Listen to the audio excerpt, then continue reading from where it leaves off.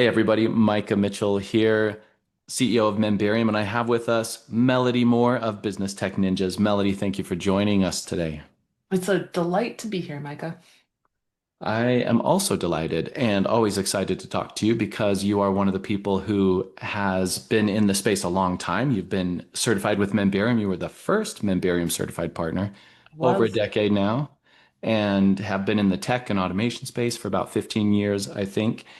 And that actually gives me a perfect place to start. I was wondering what got you, I know you were working with somebody, but what got you interested in tech and websites and all this stuff in the very beginning? I had to build one out for myself, and the business that I did at that point was not nearly as much fun as building out websites. And then from there, it was like, how do I do more things with this? And then automation came naturally from there, and now we're into AI, and it's the technologies and tools that we have now as opposed to 15 years ago are just light years different. And it's only just become more and more fun over time. Yeah, it is. It is actually more fun. It's a weird space, challenging and sometimes a little bit frightening with some of the new tech. Just meaning, are you going to be the one to capitalize or is somebody else? But it is actually pretty fun. What have you built? And for those, a lot of people already know you, but for those who don't know you, tell us a little bit about that journey, 10, 15 or so years in the space. Where are you today? When I started out with a lot of people, I was just an admin going in, making websites, doing stuff. But as I got clients, their needs changed. They were doing a couple, three, 400,000, and then all of a sudden they're multi-million dollar companies. And the needs of a multi-million dollar company are very different. You don't just need somebody to get the task done. You really need a technologist. You really need somebody that understands not just what it is that they're doing day to day, but how to implement it properly and then how to design a system about it. A lot of companies fall into the trap of that piecemeal type, like siloed automations that don't really talk to each other. Whereas what you want is a system that works with it, works to make your life easier. And that's when becoming a technologist really is fruitful. And that's what we've done at Business Tech Ninjas is to train one, my team, but also to train others to be technologists because it's like having an accountant or a lawyer. You need somebody that knows the tech. Yeah, I've never thought of it that way, but that is pretty interesting. I think people initially can get away with almost like little hacks. Oh, look what I did. Look here, I made a website or an app or whatever. But when they're not talking to each other and you start to get big problems. Tell me a little bit about some of the clients you serve. So I think they're like seven figure and multi seven figure, these big businesses. You mentioned they have different needs. What are they often doing and for who? A lot of certifications. So we've got certifications around tax. We serve a company that helps people get their licenses for becoming a bookkeeper type idea. A lot around certifications with IT as well. And the needs of those companies really do, you get a high routine or high return on smoothing out the user experience on stuff both for your team internally and then also for your customers, because every bad customer experience leads to more support tickets, unhappy customers. And then you also get customers like your best customers are not the ones that are emailing in and complaining. Your best customers are like, this is annoying, and they cancel and then never come back. So you really want to keep that in mind because that those customers leaving out that back door really start to hurt when you get that seven-figure mark. And unless you're keeping track of your numbers, you just don't see it. All of a sudden, your bottom line is a lot lower than it was before. Gotcha. So a lot of these businesses, you're saying you're helping them with retention in a way. Retention, yeah, and that's our sweet spot. Like most of the companies that we work with, they have a proven business model. They've got business coming in. Their challenge is the operations of it and utilizing the best technology to one, serve their customers, make sure their team is actually using the tech too. Because I don't know if you've ever heard this, but like we got this great new tool and the team was really excited about it. And then 6 months goes by and it's like nobody's actually using it. And that's why you need a technologist, is because that's the technologist's job is to make sure that the tool actually does the job it's supposed to. Because similar to putting in a new bookkeeping system, if somebody's not entering in those bookkeeping items properly, the tool doesn't do its job. And I think people over that we've been sold this lie that technology is easy. It can be, but somebody needs to work that. And that's why you need a technologist. Yeah, that makes sense. I sell software and I sell it on the benefits of it being used, but between those two things, somebody like you has to come in and actually help the person build the site, whatever. It's like my exercise coach is, yeah, I can give you all the advice in the world, but if you don't eat right and exercise, it's not gonna work. Yeah, that one's brutal, right? Yeah. Accountability on eating. Let me ask you this. So you've gotten to this point where you're now you have the experience to help clients who are themselves experienced and are dealing with a little bit more Mhm. complex issues. What were some of the struggles that you faced along the way or kind of things that you learned? Because you weren't born with this knowledge. So how did you acquire it? A lot of experimentation, and I have the unique perspective of being somebody that is highly emotional. Like I care about people a great deal, but also very systems minded. And that's a very unique combination in the marketplace because most people are either very heart-centered and they're like, that's okay, you don't need to pay the bill, or very systems mindset where they are like, oh, people don't exist. The tool does this. Why don't people just do what they're supposed to do? And I really combine those two to understand how the technology can actually work for people and how people can actually work with the technology and really understanding those two. And I think a lot of the challenge that I've seen both internally with my team and then also within clients is that oftentimes people will really edge on one side of that. And there's a balance between the two. You want to make sure that you're putting the right expectations on people, but also the tool is meant to do a job for somebody. I love the developer line where a developer will custom build something for you and they're like, it works. And you're like, okay, so what do I have to do? And they're like, okay, in order to send the email, you just need to go in, manually put their email inbox in there, click this button, do this drop down, and then you hit send.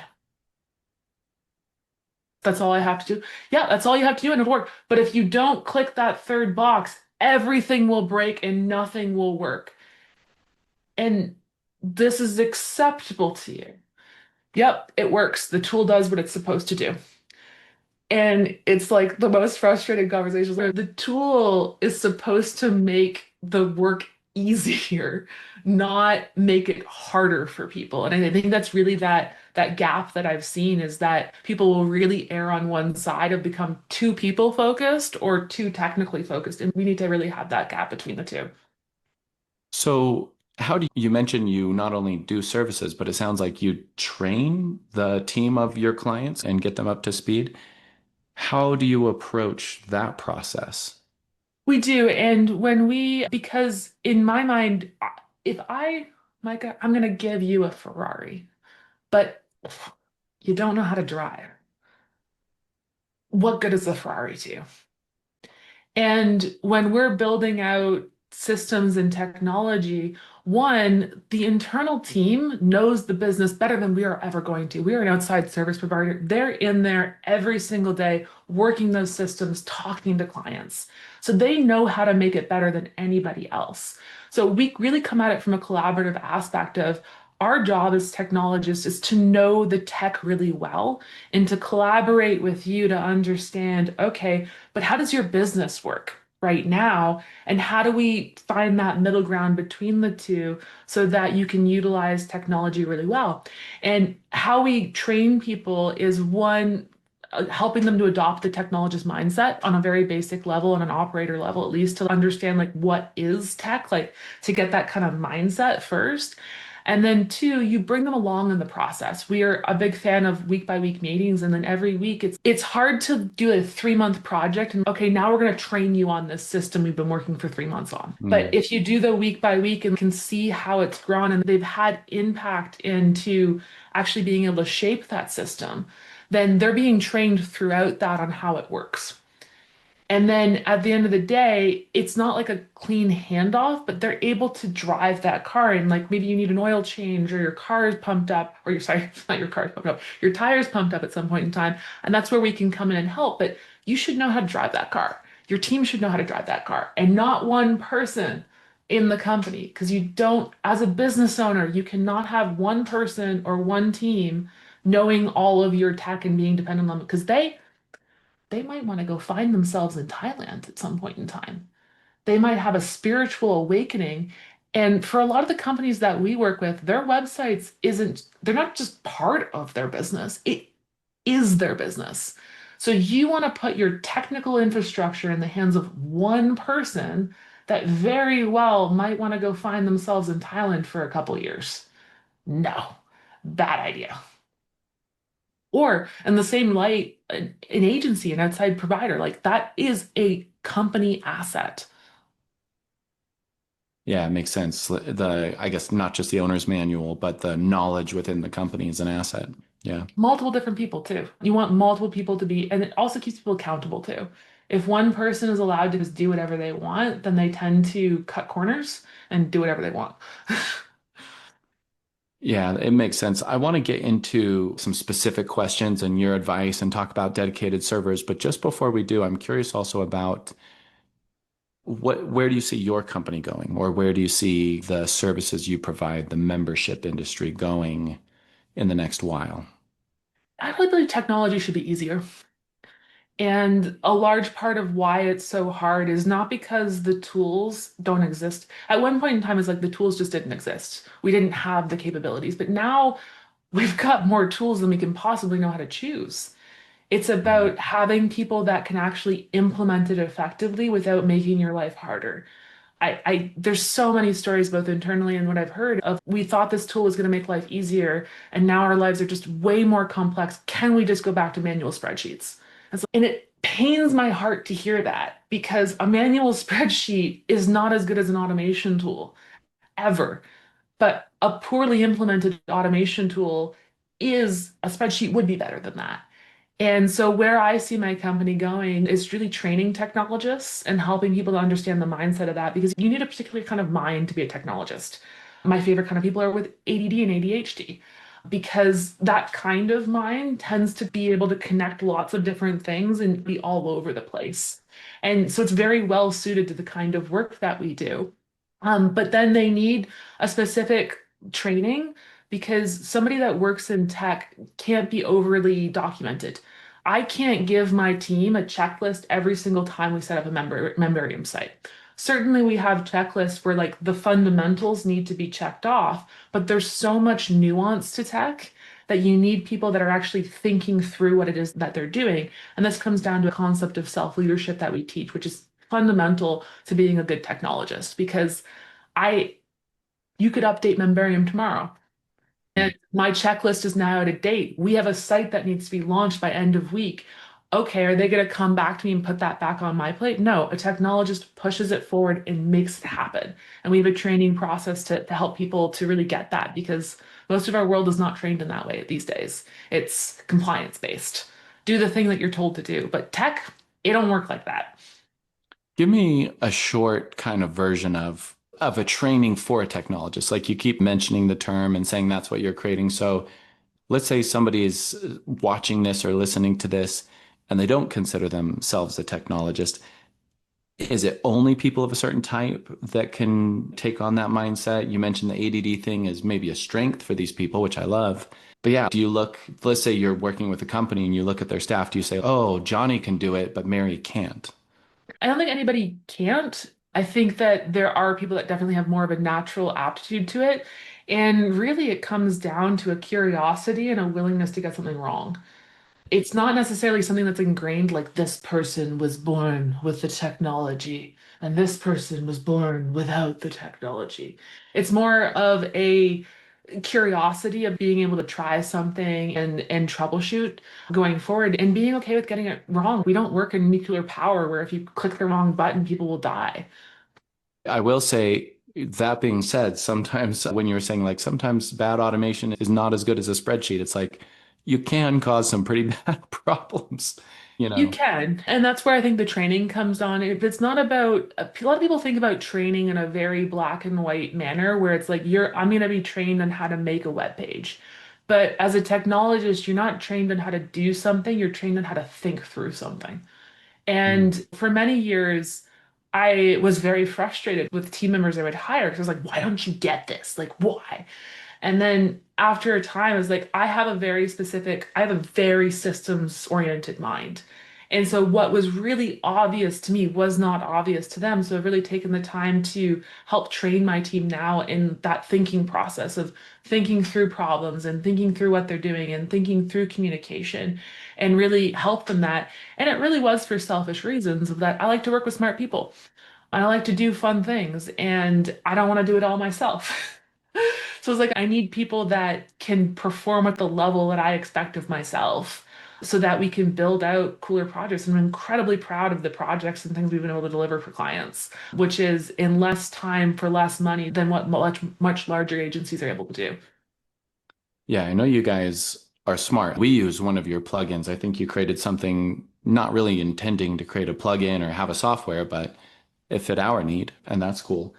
All right, so now knowing where you're coming from, let's dive in a little bit to hosting because I know that's a hot button issue right now. So people are paying a bunch of money for really crappy hosting. I know that the hosting can affect not only their actual like user experience, but also potentially their sales, Yep. cancellations. Let's start at the top. Give me your high level theory on how people should think about hosting their membership site or course. So hosting, a lot of our clients don't even know what hosting is. Like when we're building out a site, we usually have to go through stuff. So I'm just going to start there and describe what that is. It's basically the computer that has your site on it. So that when people type in www.businesstechninjas.com, they're going to be able to find those files. And you need a company that's going to host those files. And typically, the most common hosting companies you'll hear about, GoDaddy would be one, WP Engine, SiteGround. I'm trying to think of some other common ones that people would have. There are like what I call backroom hosts too, which is like my buddy Jim. He Oh hosts yeah. it. Heard about him somewhere. Yeah. Don't recommend those guys, but whatever. It is what it is. And the challenge is for a lot of people, the standard hosts like WP Engine, SiteGround, GoDaddy, there's Bluehost too. Please don't use Bluehost. Yeah. Just don't. Yeah. DreamHost also, no, just don't. They might have gotten better over the years, but I still don't think that they have. For a lot of sites, specifically not membership sites, if you just need a postcard site that's a page with some text on it, go for any of them. It doesn't really matter. Think of it like my Ferrari needs premium gas. My Honda Accord, you're going to be just fine with the regular gas. You don't need that souped up stuff. But if you're going to be running a membership site, it needs more juice. It has a higher capacity for its needs of what it needs. If you're going to have a membership site and you're also going to have your checkout on your site, it's going to need even more than that. And that's when those hosts start to get that glass ceiling because they make money on putting people in really big apartment buildings and putting as many people in those apartment buildings as possible because that increases their revenues.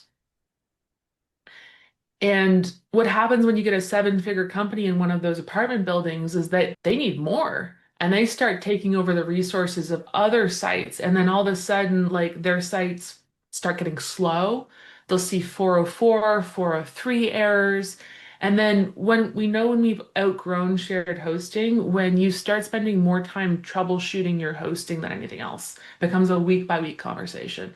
Why are we getting a 404? Oh, it's because of this. What's this error? Why'd the site go down? Oh, I don't know.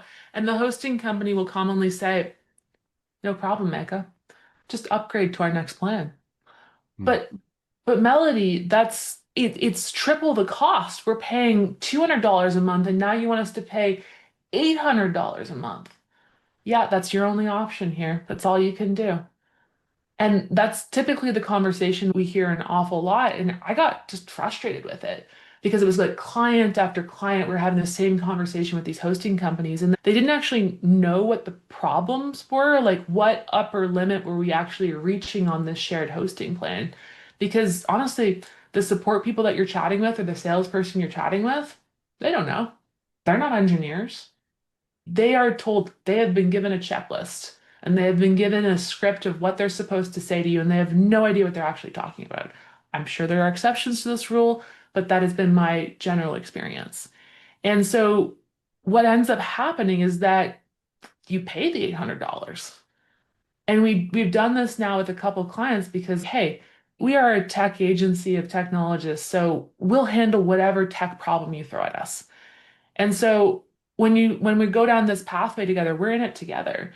And we're like, okay, I want to upgrade. So we had one client that did this with DreamHost. They were already on DreamHost. They had a private server with DreamHost. And I was like, yeah, this will be fine. Like the DreamHost people were like, no, Melody, like This server is going to do everything that you want it to do. I'm like, okay, this one will be different. I know it. I can see the sparkle in my eye. And then what inevitably happened is we upgraded it and tripled their costs, and the site continued to go down. And what happens when sites go? There was during one of their like big launches of a live event. It's stressful, very stressful. Clients are unhappy every single time. And DreamHost swore up and down that it would not go down, just upgrade to this higher server. So it went down again, and we're like, I can't. My blood pressure cannot take this site going down again. And I was like, we need to look at other options. So I started like looking at the actual specs of those servers. As it turns out, the server that they sold us is probably about 10 years old. Hmm. It like you could not get older hardware essentially. And they were charging the same amount of money as the other server, but the other server was actually 5 years older, but they were charging the same amount of money for both of them.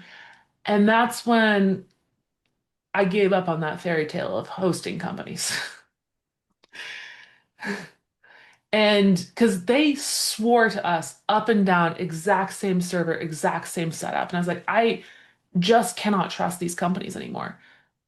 And so what we did is, okay, like there's got to be a better way. And thankfully, because of the technology and the way technology's evolved, you can buy your own hardware now pretty easily.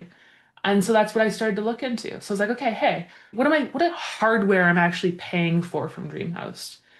And then it turns out that same hardware that we were paying $600 per month with direct is $123.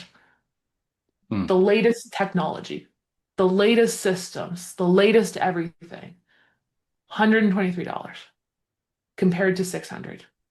We moved them to the $123 one, had a launch this weekend, have not had another 403 or 404 error, handled all of the traffic, no problem. Beautiful. So what I want to be nerdy here and say, did you ever figure out what limit on DreamHost it was hitting? Like database, like connection, storage, like what was happening? It's just, think about your computer from 7 years ago. Run Adobe Photoshop on that computer. Let's say you have the same specs on two Hmm. computers, but one of them is from 7 years ago. Like the rate at which the technology, even if it does have the same specs, it just takes more effort on that older hardware than the newer hardware. Gotcha. And when you are setting up your own setup, you are still renting from a company that is going to have your server somewhere. Because don't have server racks in your house. No, bad Right, right. idea. But instead of you're renting, so let's just use WP Engine for example, which is a shared host that we do recommend. When you're renting from WP Engine, you pay WP Engine, and WP Engine is essentially renting space from another company that has all these servers. When you do your own setup, you go right to that server company and say, I want a server from you.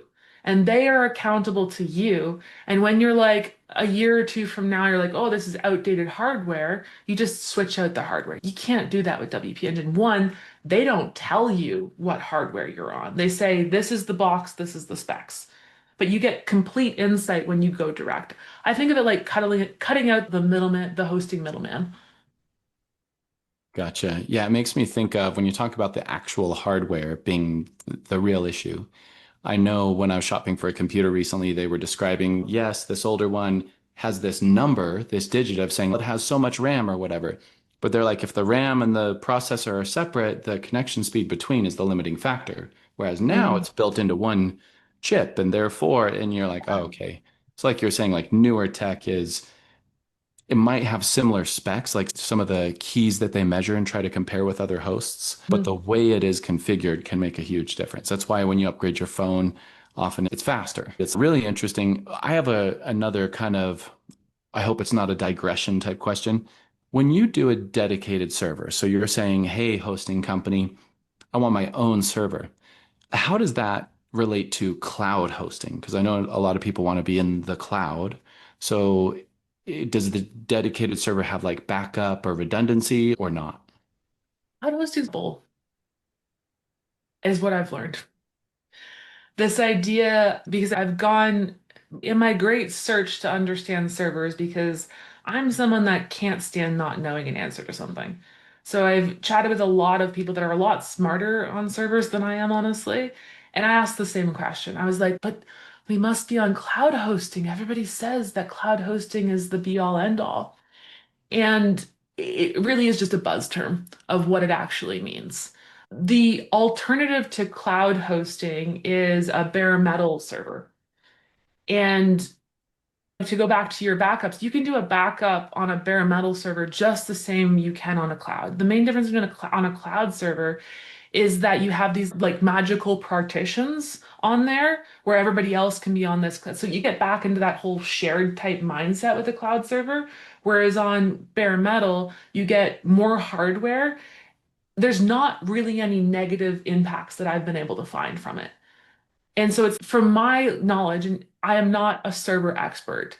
I have contacted and asked the questions of server experts to understand this question myself and have really wondered the same thing. But everybody says that you need cloud servers. And what I hear time and time again is that, yeah, okay, sure, cloud server, but it's not as good.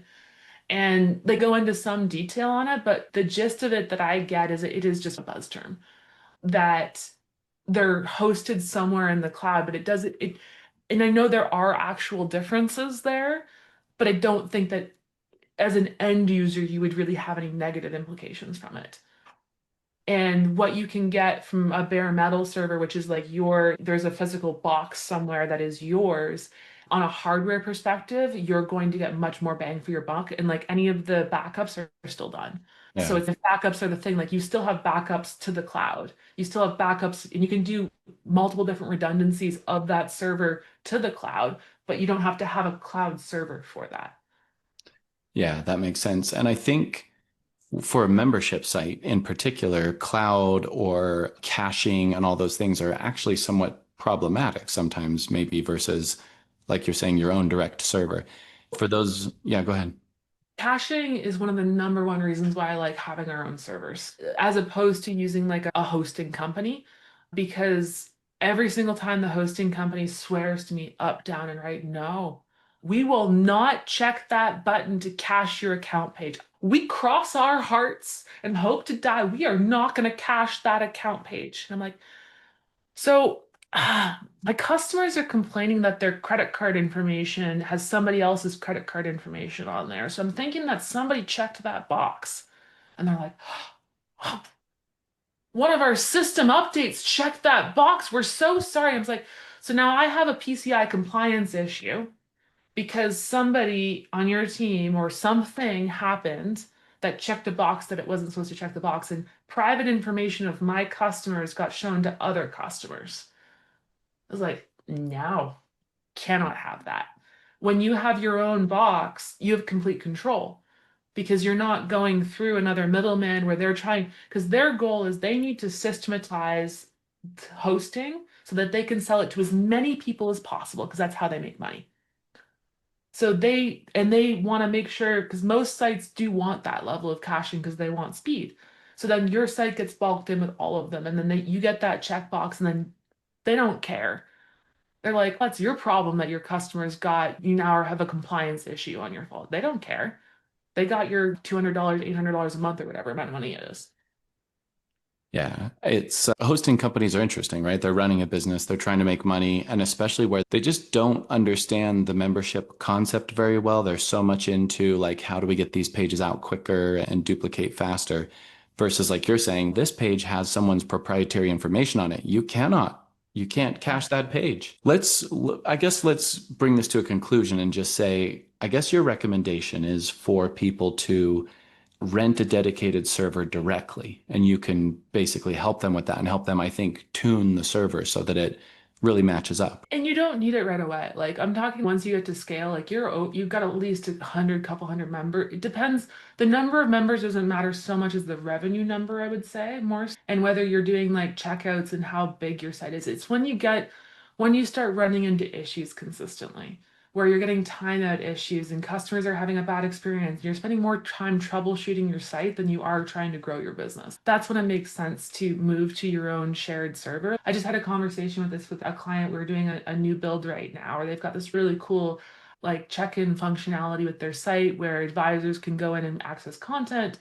And we're having this exact conversation of, okay, what do we do? And I told him, I was like, you can do the shared server thing, but honestly, like there is a cost to setting it up. There's a cost to the different accounts. It's overkill for you right now. You might never need this server. If you have 30, 40 people going on your site every month, I don't think you'll need it. But if you are hitting that upper ceiling where you're running into these issues, my recommendation would be to just get on your own setup. Stop believing the fairy tale of what those hosting companies are telling you, because it is a fairy tale. Yeah, and what's crazy too, I'm not sure they're all this way, and I won't name names, but basically we upgraded our hosting once for a launch, and then they were Mhm. like, we can't actually downgrade from that plan without and it's so hold on, you can upgrade for a temporary spike and you cannot downgrade it and things like that. It's just crazy. Let's jump around to some other topics because I know you just have a ton of experience and knowledge, and I know you lean into the technology. So let's talk about a new one a little bit. I think you have really interesting points when we talk on AI and how to use it, and especially like self-reflection. How are some of your clients, maybe these other membership sites, whatever they're doing, are they using AI yet? If so, in what ways?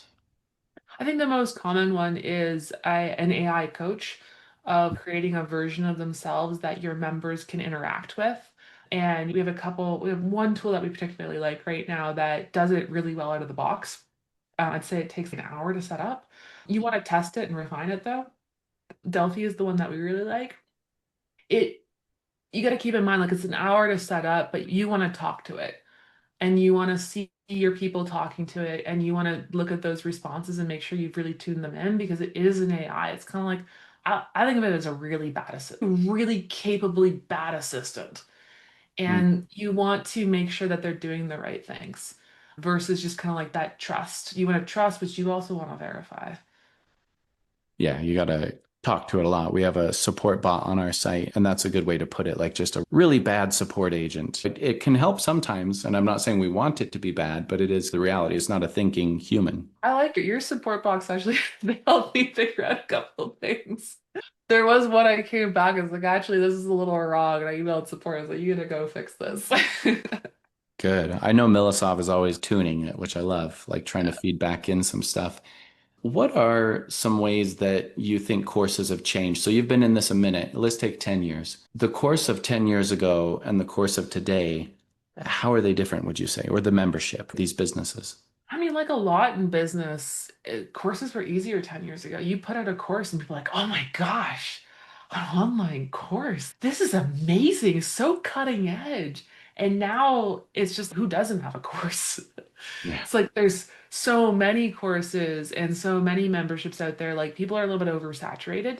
And I think the other aspect is I don't want another course. I want to lose 50 pounds. Mhm. So I don't want to take your 12-week course. I want to lose 50 pounds. So people are a lot more poignant on really what's the result that they want, which is why I think we've seen the rise of Stu McLaren, his success path type idea of Mhm. helping to understand like what's the end result that people need. And the other thing is really more of a multidimensional way of thinking about learning and thinking about how to deliver your content. Of course, I think of it a little bit like the difference between a set menu and a buffet. Mhm. And courses within themselves are really more of a set menu option, but I want more of a buffet. And so let's take an example of something I'm trying to learn right now. What am I trying to learn right now? For instance, we recently got certified with Go High Level.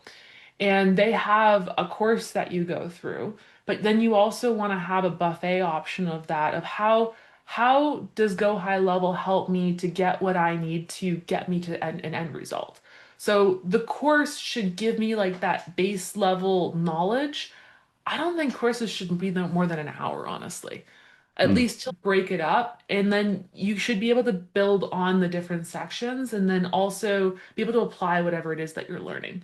And that's one thing that we use to train our technologists because I've gone through so many iterations of trying to train people.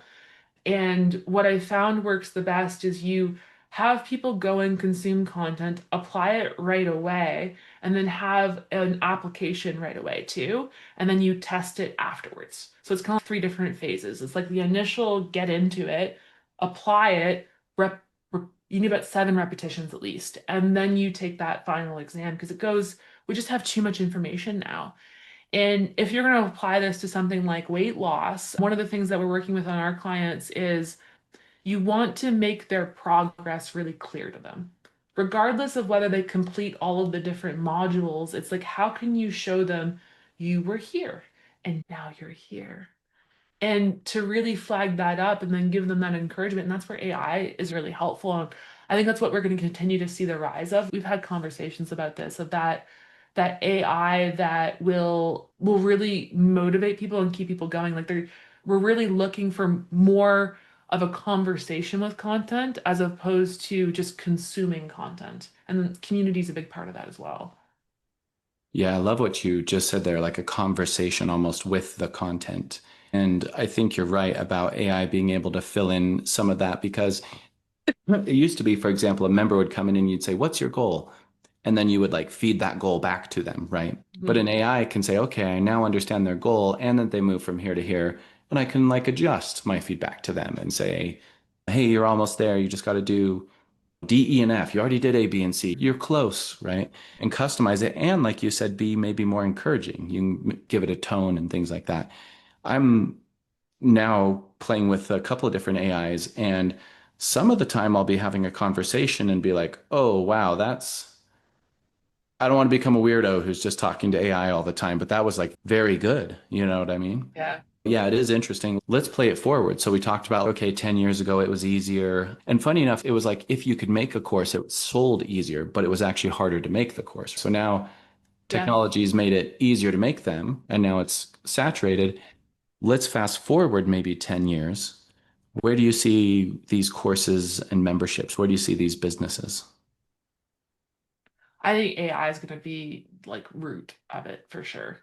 Of like the courses that I think of more of programs, I think is a better term. Like we're probably going to move away from courses altogether and make more of like a program that you're enrolling in to get you from A to Z. And everybody's going to have a personalized AI.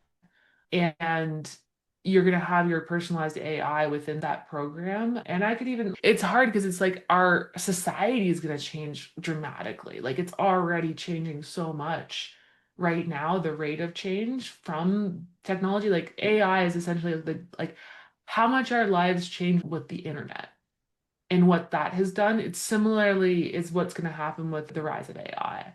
That's like even you listen to some of the great thinkers about the people that are running these AI companies, and they don't even know. We're all just trying to guess the best we can. My optimistic view is it'll make our lives better. Yeah. There's differing opinions on that. If we're going to look specifically at our space, I think people are going to fall in love with learning more again. That's my goal, at least. That's the future I would like to see with this, is that, there's a lot of people that are truly very unhappy. And I think part of what brings us fulfillment is learning new things and feeling good at something. I think that's more of what it is. It's not just about the learning, it's like feeling like you've developed some level of skill in something. And I think what can be hard about developing a skill in something is judgment, both self-judgment and judgment from those around you. But if you're working with an AI to get better at a skill, somehow it makes it less personal. So for me right now, I'm working on becoming less wordy with how I explain things. And so I put all of my videos into an AI, and it's harsh, may I add. I gotta admit, like, I might have to tell it to be a little kinder at times, but it's almost easier working with the AI on that than it is hiring somebody that really knows video content because I know it's not putting any of its own stuff into it. It's Mm. just, here's my goal. I want to be better. I want to be clear, and I want people to get really good value out of the content that I create. And it's, yeah, Melody, I want that for you too, 100%. And so its feedback is very much in line with that. Whereas if you're working with another person, they might very well want that, but they also want all of their own things from it too. And that's not any disservice on them. That's just what we are as human beings. So I would think that because we're going to have this access, that it'll enable us to become better and become more skilled at work. At least that's my hope.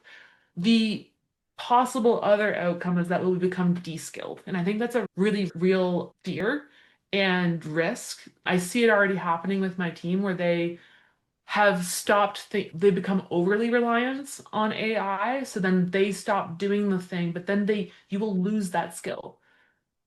And we need to be cognizant of that, of AI is an enhancer, not a replacement. If you use it as a replacement to not amplify your skills, then I think there's some negative consequences to that potentially.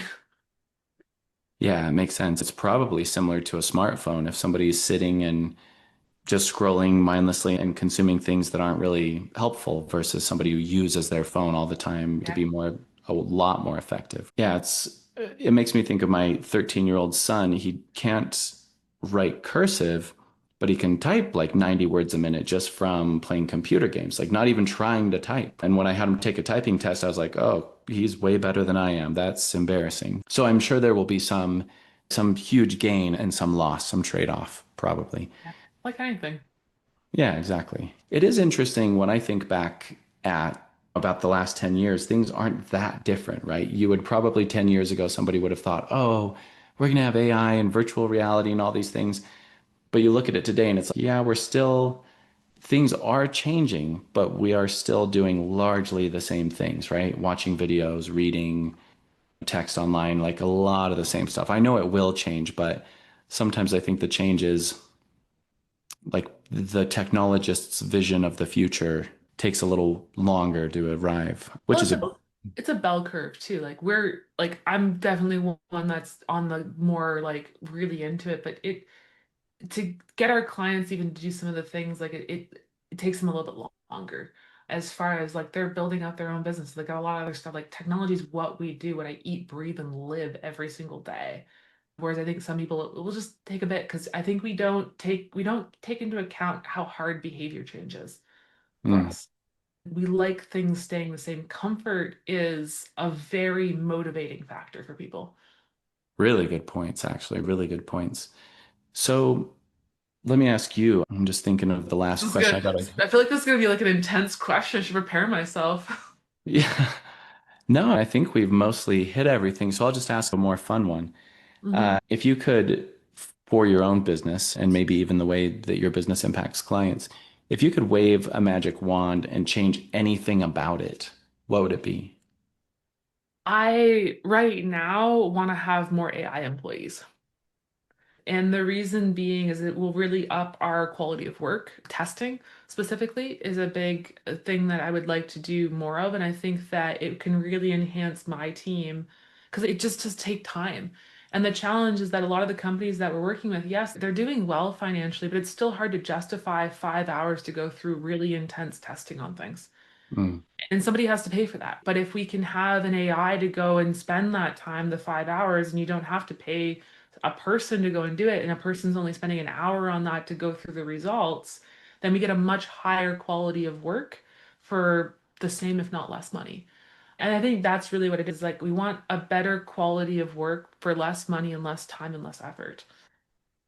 it's an interesting answer because it makes me think AI is rounding a corner where maybe a year ago it would create more slop and more pain and more headache really than it was worth. But I'm hearing from you and other people too, but during this call a few times, this theme of it's actually going to do a better job. Not worse. It's not a lower level thing at certain tasks. It's actually better for various reasons. It might be more consistent. It might be less judgmental, like you said, or not muddy the creative process as much, perhaps. But yeah, it's a really interesting answer. I like that. I think there's still a lot of the reason why I haven't done that is it takes time to train them. Once it's Mm, trained, it's good, but carving out that time to train it well and to work through it is not I am yet to find any real AI that out of the box is, oh yeah, this does everything I want it to do. It's typically mhm. like hiring a really bad assistant that yes, they can do the things, and then initially you're delighted with it, but then you see, did you fact check this before you sent it to me? And they're like, oh no, I just pulled it from Google and didn't fact check it. And it's like, what? Yeah. What were Yeah. you thinking? But I think the opportunity is really there, and if you invest in it, then it is worth it. But I think that's why technologists are going to become even more important because the idea that you can just do it and it's done is just not how tech works. You put it in place and you've got to work it and work it. And then even when it is solid, you still want to be improving it because the technology is going to improve. And you Mm. don't want to be on the same tool or something that you were a year ago and there's something that's way better now. So it's like you've got to be on top of it. And if you are, you'll win. I almost And feel like you're like a technology coach. Like I know you implement it, but it's like you're a tech coach. It's cool. yeah, I could see that. And a lot of it is, honestly, the funny thing about it is I think a lot of it's personal coaching, but Mm. it shows up in tech of you've got to when the tech doesn't work, you can't take it personally. It's just you put in X, Y, and you got C when you wanted F. All right, we'll put in a different thing and then you'll get a different result. But we get so wrapped up in our emotions and different things that we make it all about all of these other things. So yeah, a coach and the result is better tech, but actually it's the person that's operating your tech that needs that coaching more so. It's not the tool's fine for the most part. Yeah, I think it's an interesting point. We should end there. Like the better their team is because the tech will keep evolving. It's not like you can learn anything now you've made it at all. It's you got to be savvy and sharp and quick, probably more and more going forward. Fun. Melody, yeah, it is fun. For those of us who love it, for people who love it, I'm sure they'll jam with this. For those of who are watching who maybe don't love it as much and they want to connect with you and get some coaching or some implementation or some training, what's the best way for people to reach out to you and connect with you? So our site, BusinessTechNinjas.com. You can book a free call on there if you want us to go in and audit your tech and your team. Then we'll go ahead and do that for you too. And yeah, whatever is not working with your tech, we do specialize in certification businesses, Go High Level, Active Campaign, HubSpot, and Keep, because I love all forms of automation. And everyone's just learning like a new language, but the systems and the processes we put in place are applicable in all of them. I love it. Thank you so much again for joining us. Thanks for having me.